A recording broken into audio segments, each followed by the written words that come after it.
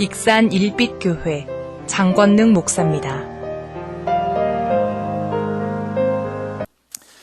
정말 역대급으로 이 강추위에도 불구하고 또 하나님 은혜로 믿음의 소망을 가지고 말씀 붙들고 승리하시고 귀한 또 주일 예배에 참석하셔서 하나님을 마음껏 찬양하고 은혜를 사모하는 우리 성도님들 한 분 한 분에게 하나님의 위로와 평강과 승리의 거룩한 은혜가 우리 삶 가운데 충만하시기를 주의 이름으로 축복합니다. 뜬금없는 아까 우리 부활절 주님께 영광 이 찬양을 드린 것처럼 사실은 뭐 꼭 그때만 우리가 찬양 드리는 거 아니죠. 우리 109장 찬송가에 보시면 성탈 전에 꼭 한 번씩은, 한 번이 뭡니까? 10번 이상 부르는 찬양이 있습니다. 고요한 밤, 거룩한 밤, 어둠에 묻힌 밤, 주의 부모 앉아서 감사기도 드릴 때 아기 예수님이 잘도 주무신다, 잘도 잔다. 4절입니다. 고요한 밤, 거룩한 밤, 주님 예수 태어나신 밤, 그의 얼굴 광채가 세상 빛이 되셨네. 왕이 나셨도다, 왕이 나셨도다. 세상은 이렇게 아주 지금 최첨단의 에너지를 통해서 빛으로 우리에게 희망과 위로를 주고 있습니다. 인공위성 타고 위성 사진을 찍으면 북한하고 남한하고 제일 큰 차이가 밤에 사진을 찍으면 남한은 전 지역이 막 반짝반짝 불빛으로 불야성을 이룬다고 그럽니다. 북한은 거의 평양, 개성 이쪽 위에는 그쪽도 조금이고 거의 전체가 시커먼 암흑이라고 이렇게 사진들을 보여주는 것을 볼 수가 있습니다. 오늘은 제가 좋아하는 요한복음 좀 어렵지만 또 저번에도 9월달인가 한번 말씀을 드렸지만 빛에 대한 이야기를 다시 한번 강조해서 드릴까 합니다. 4일날 스웨덴이라고 하는, 우리가 생각할 때는 뭐 유럽 이쪽은 선진국으로 좀 뭐랄까 이렇게 문화도 정치도 국민들 의식도 선진국의 문화를 가질 것 같은데 세계 어느 곳이나 다 이런 사건 사고는 비슷한 것 같습니다. 스웨덴의 어떤 도시에서 교육장에서 총기 사고가 일어나가지고 11명이 죽고 실산에 5명이 부상을 입었습니다. 많은 그 국민들이 사람들이 아무 죄도 없이 갑자기 그냥 총기 사고로 인해 죽은 사람들을 추모하기 위해서 그 자리에다가 뭐를 피워요? 촛불을 피우고 그 죽은 사람들의 영혼을 위로하는 그런 모습을 보았습니다. 우리도 마찬가지입니다. 이 추위에도 불구하고 우리는 이렇게 낮에 예배 드리는데도 추워 아우 추워 이렇게 그러는데 이 추위에도 불구하고 밤에도, 어젯밤에도 전국에서 나라의 어떤 어두움을 밝은 빛을 비추겠다라고 촛불 시위를 하는 그런 모습들을 아마 뉴스에서 본 적이 있으실 겁니다. 왜 이처럼 사람들은 세상이 살기 힘들면 힘들다, 어렵다 하지 않냐고 지금은 뭐예요? 너무너무 암흑기를 우리가 살고 있다고, 너무 세상 살기가 어둡다라고 이렇게 표현하셨을까? 우리 예수님 말씀드렸죠. 우리 예수님이 태어나신 그 시간은 밤이 아니라고들 많이 이야기합니다. 정확한 시간은 저도 모르겠습니다. 근데 분명한 것은 우리 예수님이 언제 태어나셨다고 표현하고 있어요? 어둠에 묻힌 밤. 실제적으로 칠흑 같은 어두운 밤이 아니라 그 시대가 영적으로 지금 뭐예요? 어둠이 칠흑처럼 갇혀있는 그런 밤이라는 거예요.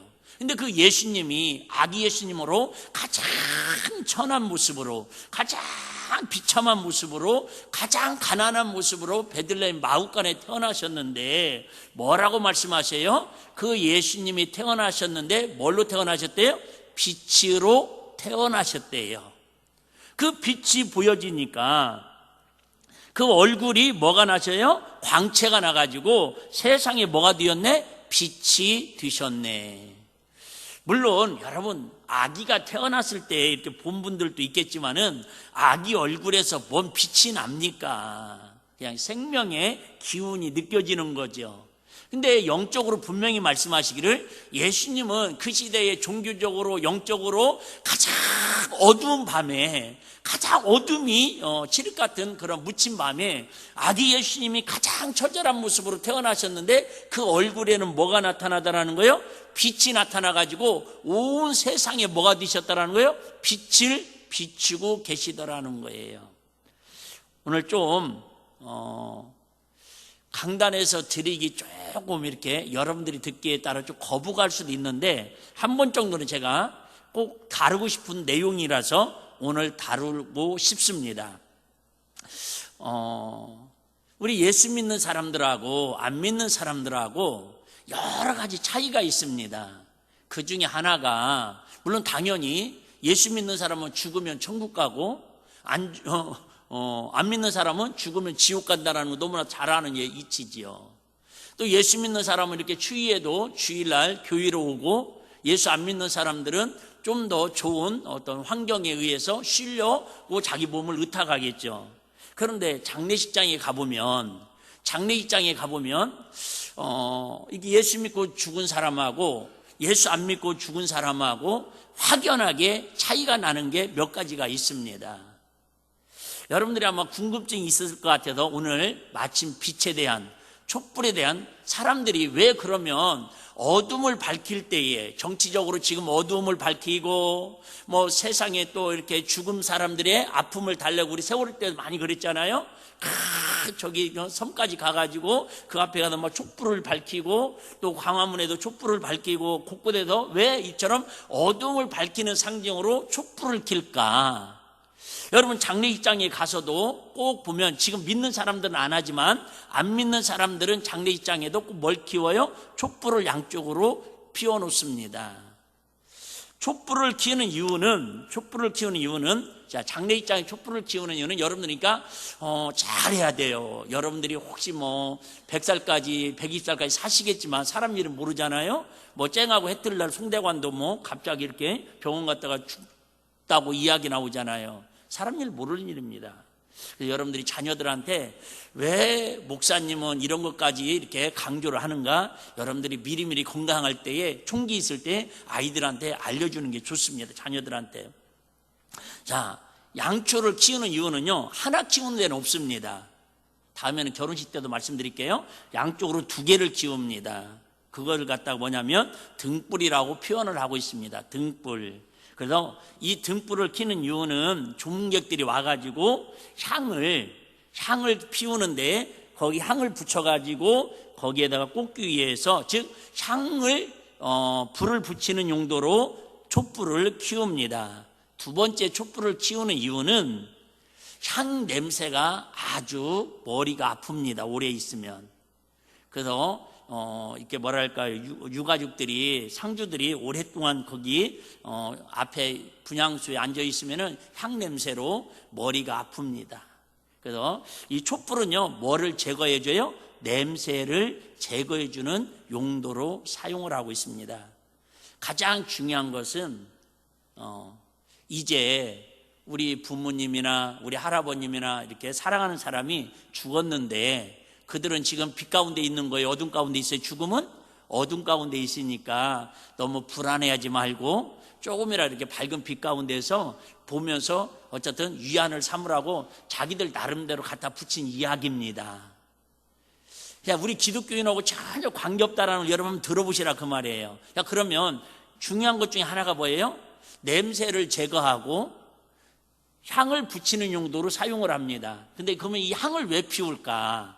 이 얘기 하려고 그럽니다. 향을 피우는 이유는요, 지금은 장례식장에서 이렇게 장례를 치르니까 뭐 분향수에 시신이 없습니다. 근데 저희 어머님 돌아가실 때만 해도 저희 집에서 장례를 치렀습니다.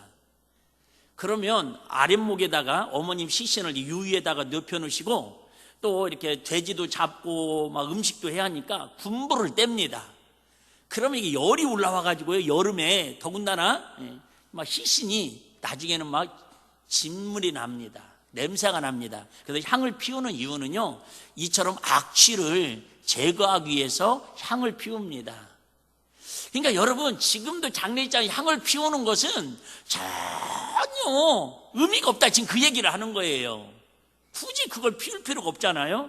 두 번째는 자기들이 붙인 이야기예요. 이렇게 향을 피우는 이유는 향이 이렇게 연기를 타고 올라가는 것처럼, 향이 올라가는 것처럼 죽은 혼령이 그 향을 타고 저승 가는 길에 길을 잃어버리지 말고 잘 가라고 이렇게 유령계식으로 향을 피우는 거예요.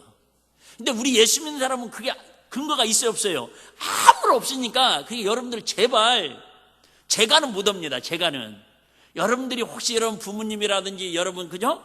돌아가시면 나중에 20년 50년 후에 자녀들한테 절대 향 피우지 말고 절대 촛불을 키우지, 왜? 전혀 관계가 없는 얘기잖아요. 그 다음에 향을 피우는 건 그 사람 동네에서 하는 얘기예요. 저승사자가 향을 해서 인도하는 길이라고 믿기 때문에 향불을 피우는 겁니다.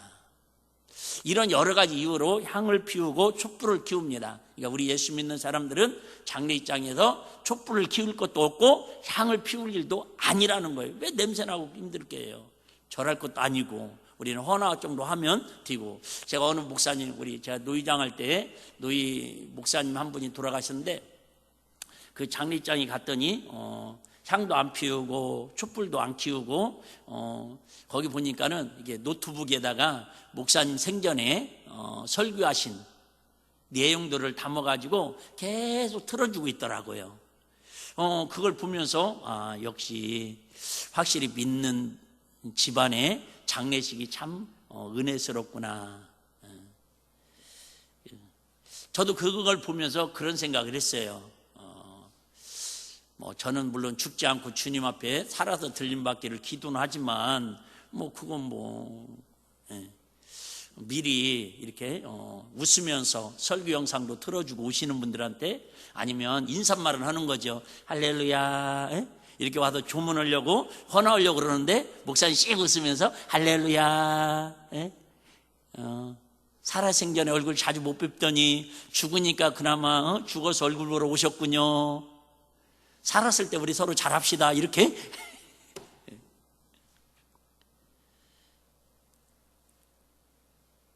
오늘 빛에 대한 이야기 하려고 마음에 좀 담았던 이야기를, 우리 장례 문화를 그냥 일반 상식으로 말씀을 드렸습니다.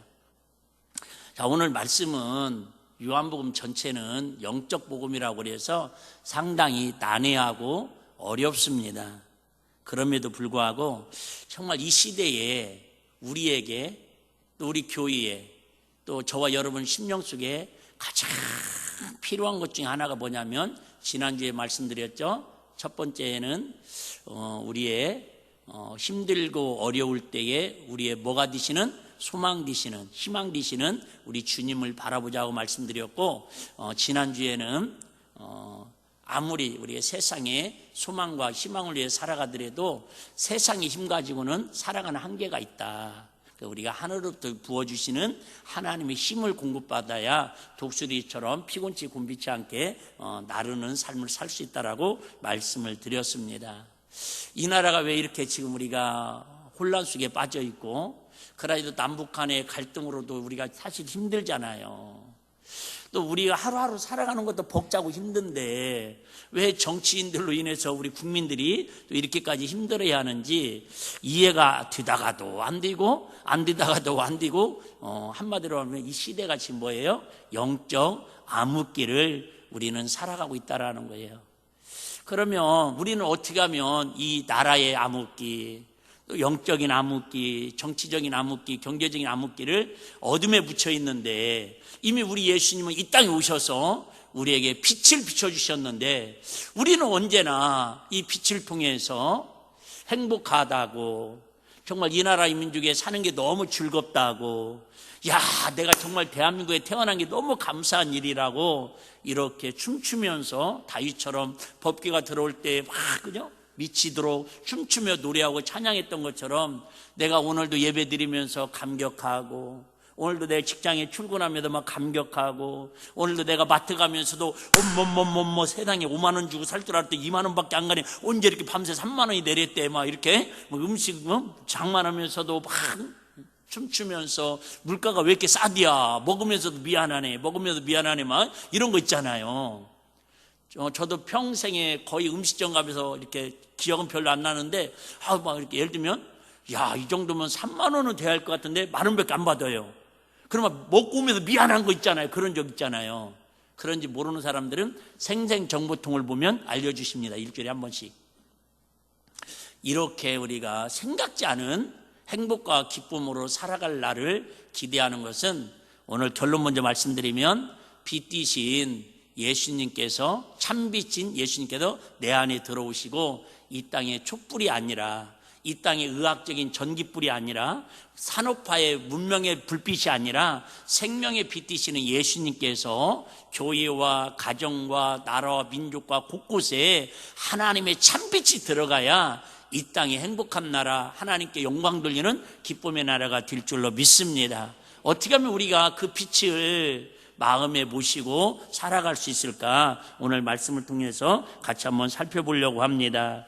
우리가 잘 아는 것처럼 1절에 보시면 태초에 말씀이 계시니라. 여기서 태초는 하나님께서 천지창조를 말씀하시는 겁니다. 그러니까 하나님께서는 천지창조를 뭘로 창조하셨다고요? 말씀으로 창조하셨다라는 거예요. 말씀으로. 근데 말씀으로 창조하셨는데 이 말씀이 하나님과 함께 계셨으니 이 말씀은 곧 하나님이시니라. 그러니까 하나님이 말씀이시고 말씀이 곧 예수님이시라는 거예요. 좀 신학적인 논리로 좀 어려운 얘기지만 중요한 것은 그 다음에 3절입니다. 3절, 4절이 오늘 중요한 말씀인데요. 만물이 그로 말미암아 지은 바 되었으니 지은 것이 하나도 그가 없이는 된 것이 없느니라. 누가요? 예수님이 없이는, 말씀을 통하지 않고는 우주 만물이 지어진 게 하나도 없다라는 거예요. 그런데 제일 중요한 4절 말씀이, 자, 여러분 좀 이해가 되는지 모르겠어요. 자, 그 안에, 뭐 안에? 예수님 안에, 누구 안에? 말씀 안에 뭐가 있었으니? 생명이 있었으니. 아까 얘기했죠. 백부장 고요한만 거룩한만. 아기 예수님이 베들레헴 마을간에 태어났는데 영적으로 보니까 그분에게는 뭐가 있더라는 거예요? 생명의 빛이 있더라는 거죠. 생명의 빛. 자, 그 안에, 뭐 안에는요? 말씀 안에는, 하나님의 은혜 안에는, 예수님 사랑 안에는 뭐가 있었으니? 생명이 있더라는 거예요. 아이고, 목사님, 우리도 다 생명 있지 않습니까? 맞습니다. 근데 그 생명은 말 그대로 식물학적인 생명입니다. 목숨이라고 표현하는 겁니다. 목숨. 여기서 생명은 하나님의 영생의 기쁨, 하나님 주신 참 빛, 즉 하나님의 빛으로 살아가는 사랑의 빛이 열매를 맺는 생명을 이야기하는 거지, 그냥 뭐 세상적으로 살아가는 그런 그냥 일반적인 생식기적인 생명을 이야기하는 게 아니라는 거지. 자, 그 안에 생명이 있었으니, 그 다음에 중요해요. 이 생명은 무엇으로 나타나더라? 사람들의 빛이라. 아까 얘기했죠. 4절에 예수님이 그 얼굴에 뭐가 나타나더라? 빛이 나타나더라는 거예요. 자, 이런 원리입니다. 하나님이 태초에 우주 만물을 말씀으로 창조하셨어요. 근데 말씀을 창조하실 때 누가 함께 하셨다고요? 예수님이 함께 하셨다라는 거예요. 근데 예수님이 함께 하셨는데 그 예수님 안에는 뭐가 들어있대요? 생명이 들어있다라는 거예요. 생명이 들어있는데 이 생명을 누가, 어둠에 묻혀있는 저와 여러분들이, 새 속에 물들어 있는 저와 여러분들이, 마귀를 따라서 지옥으로 끌려가는 어둠의 사람들이 이 안에 있는 생명을 뭐를 통해서? 신앙 고백을 통해서, 즉 내 죄를 깨닫고 예수 그리스도를, 성육신, 이따 14절 볼게요. 이따 볼게요. 성육신을 통해서 그 예수 그리스도 나의 구주로 영접하는 순간에 이 분에 있는 생명이 누구에게? 사람들 각자에게 하나님의 생명을 부어주셨는데, 그 생명이 무엇으로 나타나더라는 거예요? 빛으로 나타나더라는 거예요. 빛으로. 그러니까 여러분들이 딱 보면은, 야, 저 사람이 지금 이렇게 예수 믿는 사람들은 뭐가 나타나야 한다고요? 빛이 나타나야 한다는 거예요. 빛이. 예수님이 이 땅에 오신 것은 뭘로 나타나셨다고요? 생명의 빛으로 오셨다라는 거예요. 생명의 빛으로. 그러니까 물론 얼굴이 뭐 이렇게 광채가 나는 것도 중요합니다. 그런데 그게 아니라 생명의 빛. 자, 여기 생명의 빛이라는 거는 그건 뭐예요? 빛이라고 하는 것은 결과가 있습니다. 어둠을 밝히는 것처럼 하나님의 생명의 빛, 참 빛이 내 안에 들어오면 빛에 뭐가 나타나요? 의의 열매가 나타나, 즉 빛의 열매가 나타난다라는 거예요. 자, 예를 들면 이게 난이 있습니다. 꽃이 있습니다. 근데 이 꽃이 있을 때에 햇빛이 비치면 꽃도 더 잘 자라고 더 잘 피고 더 이쁘게 건강하게 꽃이 아름다워집니다. 근데 만약에 이 꽃에 뿌리가 말라졌어요. 뿌리가 없는 상태에서 햇빛을 강하게 비치면 비칠수록 뭐예요? 꽃이 빨리 시듭니다. 마찬가지입니다. 여러분, 하나님의 생명의 빛이 있는 상태에서 하나님의 사랑을 공급받고 하나님 주신 은혜 속에 살면은 그 속에서 열매도 맺고 꽃도 피고 기쁨도 있고 감사도 있고 찬양도 있고 행복을 노래하는데 이미 영적인 생명의 뿌리가 말라졌어요. 조심스러운 얘기입니다. 여러분, 아무리 정치를 잘하고 아무리 경제를 잘해도 저기에는 생명의 지금 뿌리가 공급되지 않고 있잖아요. 그러니까 아무리 저들에게는 빛이 임하고 촛불을 들고 별걸 다 들어도 거기에는 진정한 뭐가 없어요? 완성하는, 쉽게 말하면 유토피아, 하나님 나라를 이룰 수 없다, 그 말입니다. 물론 좀 더 좋은 민주주의, 좀 더 살기 좋은 나라는 좀 만들어지는 과정은 될 수 있겠지요. 근데 성경에서 이야기하는 하나님 나라는 만들어질 수 없다라는 거예요. 근데 저는 이런 생각을 해봅니다. 조심스러운 얘기인데, 신천지나 여호와증인이나 이 사람들의 궁극적인 목적은요, 이 땅에다가 하나님 나라를 만들어 보겠다라는 거예요. 이 땅에다가 하나님 나라를 만들어겠다는 거예요. 저와 여러분들이, 여러분, 이 땅에다 우리는 하나님 나라를 건설하려고 사는 사람들이 아니에요. 이 세상은 나그네 길, 나는 나만 나그네, 나의 집은 저 하늘 저 너머 있고, 전사들이 그죠? 나로라고 부르면은 뒤도 돌아보지 않고 그저 소돔과 고모라에서 튀어나왔던 노처럼 우리는 하나님 나라로 그냥 가는 거예요. 할렐루야. 근데 자꾸 우리는 이 땅이 하나님 나라를 건설해야 할 것처럼들 너무 마음을 두고 산다니. 여기는 빛의 나라가 아니에요. 여기는 어둠이 지배할 수밖에 없어요. 그런데 중요한 건, 그런다 그러면 우리가 그러면 어둠 가운데 그냥 포기하고 사느냐, 그건 아니라는 거죠. 예수님 아까 이제 어둠에 묻힌 밤. 근데 예수님이 오실 때도 어둠에 묻혀 있었고요. 정치적으로 보면 예수님이 십자가 달려 죽으실 때도 영적으로 보면 그 나라는 어둠에 묻혀 있었잖아요. 안 그럽니까? 예수님이 오셔가지고 33년 동안 사시면서 3년 공생활을 하시면서 여러분, 이스라엘이 정치적으로 얼마나 빛이 임했습니까? 얼마나 더 좋은 문화적인 혜택으로 경제가 발달됐습니까? 제가 볼 때는 그렇지 않습니다. 단 뭐예요? 예수님이 참빛으로 오셔갖고 제자들에게 그 안에 생명의 빛을 주셔서 그들이 성령을 받고 나니까 전 사방을 다니면서, 전 세계를 다니면서 내 안에 계신 생명의 빛을, 내 안에 계신 생명을 나는 빛으로 만났다. 그 사도 바울이 그래서 다메섹에 빛으로 오신 예수님을 경험하잖아요. 빛을 만났다는 거예요. 빛 속에 경험, 어두운 가운데 있다가 빛을 만나니까 얼마나 기쁩니까? 얼마나 기뻐요. 여러분, 예를 들면 바다에 나갔는데 진짜 이렇게 풍랑을 만나고 칠흑 같은 어두움에 헤매다가 반짝반짝 빛나는 등대 불빛을 봐보면 얼마나 위로가 되고 희망이 되고 소망이 생깁니까? 그런 것처럼 여러분, 이 세상은 사방 바라보면 어둠에 묻혀 있다라는 거예요. 2000년 전에도 어둠에 묻혀 있었고요. 여러분, 제가 초등학교 다닐 때에요, 70년대에도 이 나라는 어둠에 묻혀 있었고요. 여러분, 지금도 정치적으로 얼마나 이 나라가 어둠에 묻혀 있습니까? 전 건국이래 치고 어둡다고 하고 있잖아요. 그런데 물론 정도 차이는 있겠지만 진정한 빛은 그럼에도 불구하고 참빛, 예수 그리스도의 생명의 빛을 가진 사람들을 통해서 지금 우리나라에서만 해도 3만 명 이상이 해외에 나가서 복음을 증거하는 선교사님들이 지금 헌신하고 계십니다. 그럼에도 불구하고 이 지구촌이 어둠에 묻힌 것 같아요. 찬란한 희망에 묻혀있는 찬란한 희망으로 빛나는 나라 같아요. 이해되십니까? 우리가 자포자기하고 그냥 나라가 어떻게든지 포기하고 살자라는 게 아니라 우리는 그런 모습을 바라볼수록 더욱더 예수님께서 있잖아요. 성육신을 통해서 예수님께서 베들레헴 마을간에 오셔서 온 인류에 빛이 되셔서 우리에게 생명을 주러 오신 것처럼 저와 여러분 이럴 때일수록 한 영혼이라도 더욱더 생명의 빛을 저들에게 전해서 저들이 하나님의 자녀로 저들이 천국의 소망을 두고 살아갈 수 있는 그런 복음의 전도자로 또 우리가 사랑의 열매를 맺는 그런 크리스찬으로 살아가는 복된 빛의 자녀들, 빛의 사자들이 되시기를 주의 이름으로 축복합니다. 자, 9절 한번 보겠습니다. 9절 보시면 같이 한번 읽겠습니다. 시작. 참빛 그 세상에 와서 각 사람에게 비치는 빛이 있어요. 그죠? 예수님은 그냥 어린 아기로서 아기로서 베들레헴 마가관에 태어나셨지만은 그냥 육신으로 오신 게 아니라 각 사람에게 뭐로 비쳤다고요? 빛을 비춰주시더라는 거예요. 이게 근데 그 예수님의 빛은 무슨 빛이라고요? 참빛. 저번에 한번 말씀드렸죠. 빛에는 4가지가 있다고. 자연의 빛도 있고 뭐 전기적 에너지의 빛도 있고. 근데 그런 빛이 아니라 우리 예수님 무슨 빛이라고요? 참빛.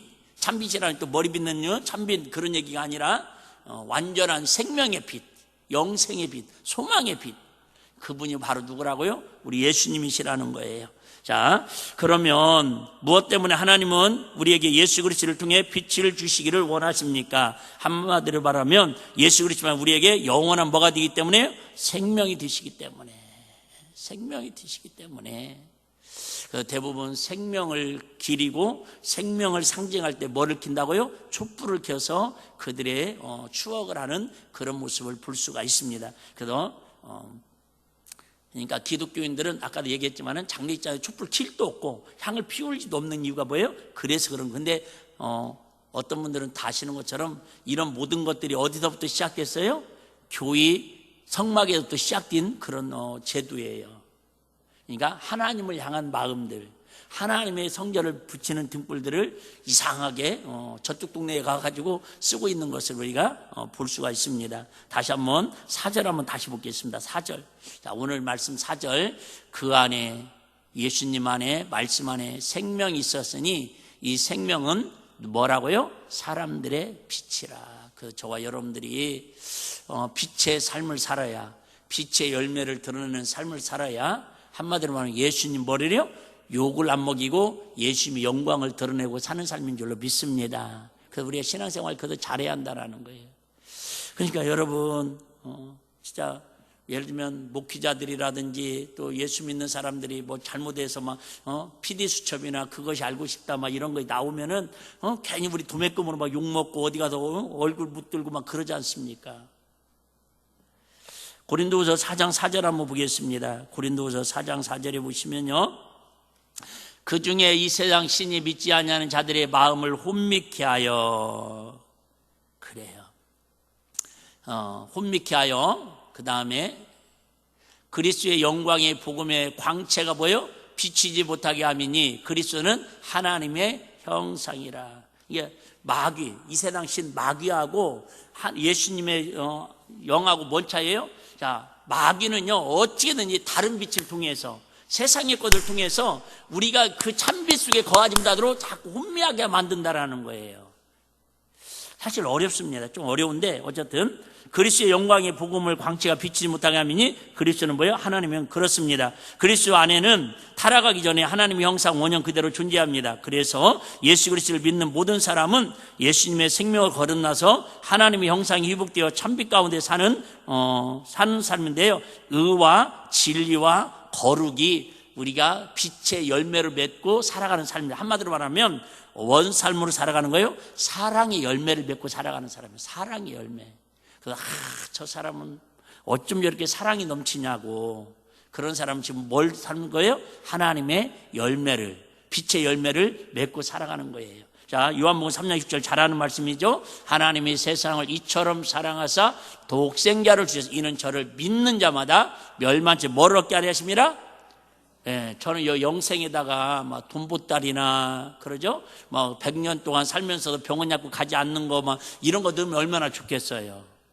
근데 영생이니까 우리 눈에 느낌이 있어요, 없어요? 없잖아요. 차라리 멸망치 않고 영생에다가 1년에 5천만 원씩을 얻게 하리라. 그러면 예수 안 믿는 사람은 어디 있겠어요? 근데 여러분, 그거하고 차원이 다른 영생이 얼마나 귀하다라는 걸 우리에게 알게 해주시는 말씀입니다. 요한일서 4장 16절입니다. 요한일서 4장 10절 같이 한번 읽을까요? 시작. 하나님이 우리를 사랑하시는 사랑을 우리가 알고 믿었노니 하나님은 사랑이시라. 사랑 안에 거하는 자는 하나님 안에 거하고 하나님도 그 안에 거하느니라. 그렇잖아요. 예. 열매를 보면 그 나무들을 알 수 있고, 또 열매를 보면은 그의 모든 것을 평가할 수 있는 것처럼 우리가 정말 사랑 안에 거하면 내가 누구 안에 지금 거하는 거고요, 하나님 안에 거하는 거고, 내가 사랑의 열매가 나타나면 내 안에 누가 계시다는 표징이고요, 하나님이 내 안에 거하시다는 표징이라는 거예요. 어쨌든 저와 여러분의 삶이 2025년 안에 더욱더 사랑의 열매를 풍성하게 맺어서 누군가에게 어둠에 붙여 있는 저들에게 예수님이 땅에 오셔서 우리의 빛이 되신 것처럼 우리에도 누군가에게 빛을 나눠줄 수 있는 그런 은혜의 사람이 되시기를 주의 이름으로 축복합니다. 그렇다면 왜 그리스도만이 우리에게 생명의 빛을 주십니까? 한마디로 말하면 하나님이 우리의 뭐가 되시니까요? 창조주 되시니까. 창조주 되시니까. 다시 얘기합니다. 여러분, 생명은 엄마 아빠가 자녀들에게 어떤 결혼해서 이렇게 태어나게 해줄 수 있지만은 그 자녀들의 생명을 주관하는 분은 누구예요? 하나님이시잖아요. 많은 분들이 그런 얘기합니다. 처음에는 내가 막 도와줄 수도 있고, 내가 뭐 해줄 수 있고 다 해주고, 과자도 사주고, 뭐 옷도 사주고 다 해줄 것 같지만요.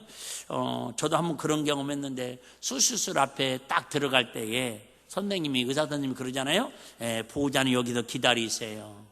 그 이상은 내가 해줄 수 있는 게 수술 앞에서도 부모로서의 한계가 있더라, 그 말입니다. 근데 우리는 이렇게 어려움을 겪으면서 부모의 한계를 느끼지 마시고, 우리는 힘든 고난을 맞이하면서 인간의 한계를 느끼지 마시고 늘 내 한계를 느끼고 하나님의 도움을 구하는 게 그게 뭐예요? 기도라는 거예요. 할렐루야. 그래서 2월달 여러분, 우리의 희망 되시는 우리 주님이 어떤 환난 가운데서 승리하게 하시고 새 힘을 공급하는데, 이 모든 것들은 원천의 힘은 뭐를 통해서? 말씀과 기도를 통해서 하나님 열매 맺게 하신다, 그 얘기를 하고 싶은 거야. 할렐루야. 기도하지 않으면, 아까 이제 뿌리가 없으면 햇빛이 비치면 비칠수록 더 빨리 말라 비틀어지는 것처럼, 여러분 하나님 은혜를 모르고 복을 받으면 받을수록, 건강하면 건강할수록, 지식을 가지면 가질수록, 권력을 가지면 가질수록 그 권력 가지고 더 많은 사람들을 죽인다니까요. 만약에 여러분 김정은이가 권력 없어 봐요. 평범한 그냥 시민에 불과할 거예요. 여러분 히틀러라는 사람이 그런 권력이 없었어 봐요. 평범한 사람에 불과했을 거 이해되시죠? 근데 그 독재자가 권력을 강하니까, 우리도 뭐 있잖아요. 빡빡이 전부는 보안사령관이나 하다가 그냥 제대했으면 괜찮을 텐데, 막 권력을 손에 쥐고는 막 광주 사태를 막 일으켜갖고, 나만 열받는구나. 그래요, 여러분. 이처럼 권력을 잘못 쓰면 얼마나 많은 사람들에게 아픔을 줍니까? 상처를 줍니까?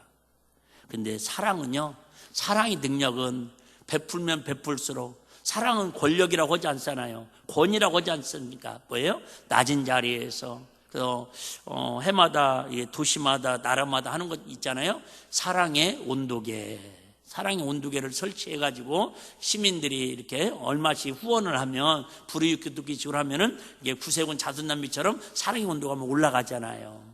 그래요, 여러분. 사랑은 이처럼 뭔가 누군가를 따뜻하게 해주고, 뭔가 희망을 주고, 뭔가 기쁨을 주고, 사랑을 나누는 것이지, 권력하고 사랑은 이렇게 어떤 힘의 차이가 다릅니다. 자, 그럼 마지막으로 어떻게 하면 하나님 우리에게 생명의 빛을 주십니까? 14절입니다. 어떻게 보면 우리 기독교의 가장 위대한 헌장 중에 하나가 바로 요한복음 3장 16절하고 요한복음 1장 14절 이 말씀입니다. 자, 말씀이 육신이 되어, 말씀이 육신이 되어 누가 됐다는 걸? 예수님이 친히 육신을 입고 오셔서 우리 가운데 거하심에 우리가 그 영광을 보니, 아버지의 독생자 영광이요 은혜와 진리가 뭐하더라? 충만하더라. 예수님이 내 안에 생명으로 오시면, 빛으로 내 안에 오시면 우리의 삶이 뭐가 충만해요? 은혜와 진리가 충만하더라는 거예요. 은혜라는 건 말 그대로 하나님이 주시는 선물입니다. 그 은혜 앞에서는 뭐예요? 늘 감사하는 거죠. 그 빛의 자녀의 삶은요 늘 감사가 넘칩니다. 왜? 뭐 받았으니까? 선물 받았으니까. 그런 거 있잖아요. 예를 들면 세뱃돈을 줬는데 10,000원을 줬어요. 그러면 할아버지 감사합니다, 할머니 감사합니다. 그러면 내년 설날이 더 기다려질까요? 안 기다려질까요? 기다려지겠죠. 그래, 내가 1년 동안 더 용돈 모아가지고 내가 내년에는 2만 원 줘야지, 5만 원 줘야지, 그런 마음이 생기잖아요. 예. 지난번에 우리 윷놀이 했는데 우리 이든이가 그러더라고. 끝나자마자 목사님 다음에 우리 또 해요. 다음에 또 해요. 예. 예. 그래서 내가 속으로는 그래, 세뱃돈은 또 누가 마련하고. 예. 근데 솔직히 마음은 뭐 하고 싶어요? 더 많이 주고 싶잖아요. 더 많이 주고, 왜? 좋았다고 하니까, 너무 재밌었다고 하니까, 은혜스럽다고 하니까. 이해되시죠? 하나님 마찬가지예요. 하나님은 우리가 늘 감사합니다, 하나님 고맙습니다, 하나님 사랑합니다 그러면요, 여러분, 하나님께서 우리에게 더 큰 사랑 열매가 나타나게 할 줄로 믿습니다. 두 번째는 진리예요. 진리. 여러분, 좀 어려운 얘기인데, 진리는 말 그대로 좌우로나 치우치지 않고 주님 바라보고 위기를 가는 인생이. 할렐루야. 자, 그러면서 5절 한번 보겠습니다. 5절. 근데 우리가 왜 이렇게 힘들게 살아가느냐? 이유가 있습니다. 빛이 어둠에 비치니 뭐예요? 어둠이 깨닫지 못하더라. 그래요. 세상에 가짜 빛이 진짜인 것처럼 느껴질 때가 있고요. 또 진짜 빛인데 가짜 빛이라고 오해하는 사람들이 있어요. 네, 그게 이단들이고, 그게 규주들이고, 그게 잘못된 신앙이잖아요. 근데 저와 여러분들이 정말로 좀 더디가고 좀 고리타분하고 그 소리가 그 소리 같지만, 그래도 여러분, 빛 가운데 거하는 저와 여러분들이 가장 행복한 사람인 줄로 믿습니다. 한번 따라하겠습니다. 예수 그리스도는 우리를 세상 속에 빛으로 살게 합니다.